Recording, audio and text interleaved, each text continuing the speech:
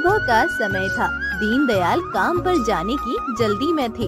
उन्होंने आवाज लगाई, सीमा, मुझे देर हो रही है, जल्दी से चाय नाश्ता ला दो भाई, मुझे काम पर भी जाना है, जल्दी से नाश्ता लेकर आओ, ठंड का समय है, जल्दी जल्दी काम भी तो खत्म करना है ना। क्यों? सीमा ने कमरे से जवाब दिया, अरे अभी मैं तैयार हो रही हूँ। आपको पता है ना, जब तक मैं अच्छे से तैयार नहीं हो जाती तब तक खाना वाना कुछ नहीं बनाती हूँ। दीनदयाल ने गुस्से में कहा, अगर तुम्हें बिना तैयार हुए रसोई में जाने का मन नहीं करता तो जल्दी क्यों नहीं तैयार हो जाती? तुम्हें मालूम है ना, मुझे समय पर काम पर जाना होता है।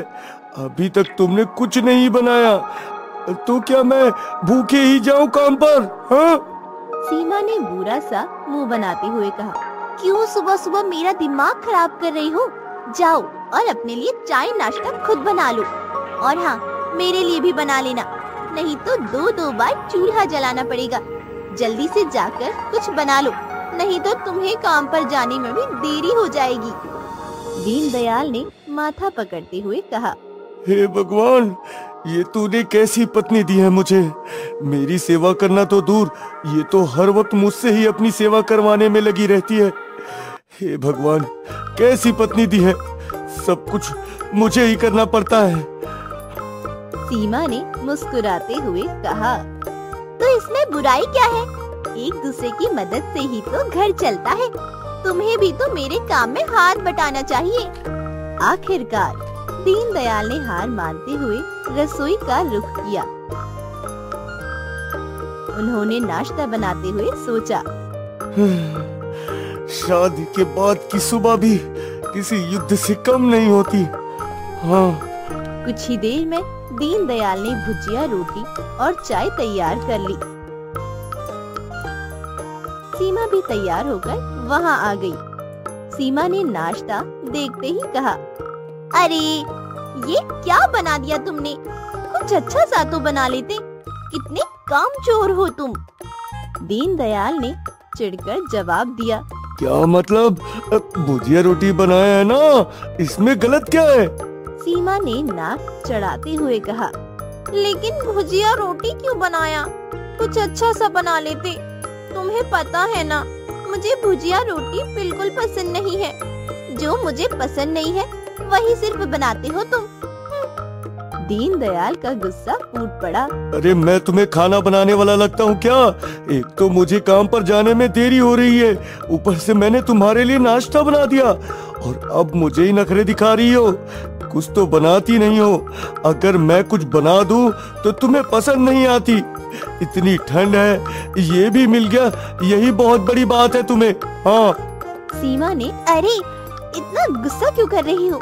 मैं तो बस कह रही थी कि कुछ और अच्छा बना लेते। बस एक ही चीज बनानी आती है तुम्हें, भुजिया रोटी।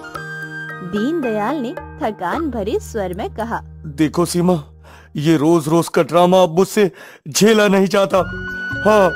सीमा ने मुस्कुराते हुए कहा, ठीक है, अगली बार से मैं जल्दी तैयार हो जाया करूंगी। अब गुस्सा थूको और चाय पी लो, और ये भुजिया रोटी खाकर जल्दी से काम पर जाओ। तुम तो इतना ही किए हो। उधर शर्मा जी को देखो, हमेशा अपनी बीवी के काम में हाथ बटाते रहते हैं। अरे मिश्रा जी और उनकी पत्नी हमेशा दिखावटी में लगे रहते हैं। हाँ। शर्मा जी की पत्नी को देखते हो, कितने अच्छे अच्छे कपड़े पहनती है, और मुझे देखते हो, ना ही एक अच्छे कपड़े और ना ही कोई गहने। अभी तो ठंड भी है, एक ढंग से स्वेटर भी नहीं दिला पा रहे हो। सीमा, तुम ये सब क्या बोले जा रही हो? तुम्हें इतना सारा मेकअप और इतने सारे कपड़े तो दिलवा दिए थे ना, क्यों? सीमा ने तंज कसते हुए कहा, अरे तुम्हारे पैसे से तो ढंग का मेकअप और कपड़े भी नहीं खरीद पाती।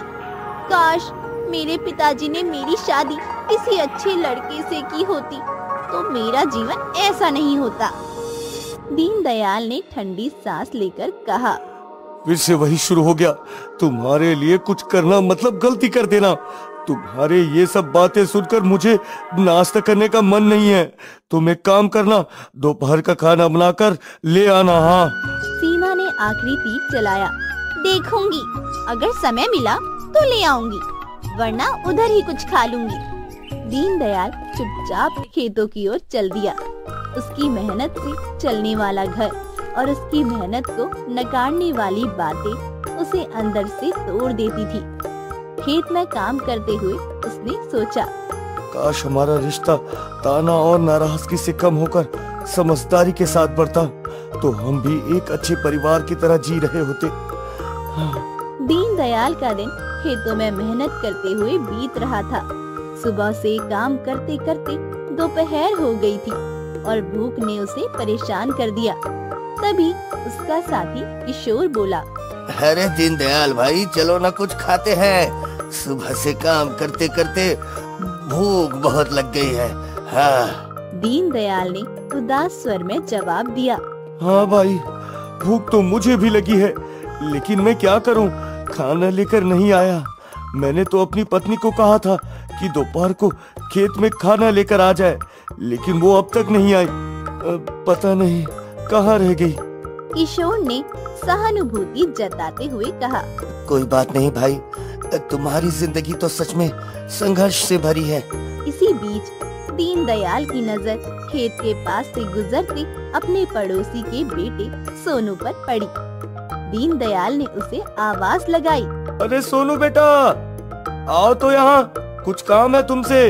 मोनू दौड़ते हुए दीनदयाल के पास आया और बोला, हाँ काका, कहिए क्या बात है।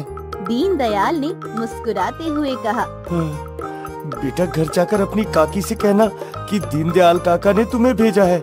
उनसे कहना खाना लेकर खेत में आ जाए। अगर वो खाना ना भेजे तो कम से कम कुछ रोटियां ही दे दे। सोनू ने हंसते हुए कहा, ठीक है काका, मैं अभी जाकर कहता हूँ, आप चिंता मत कीजिए काका। सोनू तेजी से घर की ओर भागा और दीनदयाल उसे जाते हुए देखता रहा। उसके मन में एक उम्मीद जागी कि शायद सीमा इस बार उसकी बात मान ले। किशोर जो पास ही था बोला, अरे कोई बात नहीं मोहन भाई, मेरे खाने में से थोड़ा सा खा लो।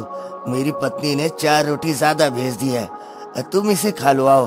दीनदयाल ने शर्मिंदगी महसूस करते हुए किशोर के दिए हुए खाने से थोड़ा खाना खाया, लेकिन हर रोज दूसरों पर निर्भर रहना उसे भीतर तक खलता है। शाम को घर लौटने पर थका हुआ दीनदयाल जब घर पहुंचा तो देखा कि कमरे में कई नए कपड़े रखे थे। उसने गुस्से में आवाज लगाई,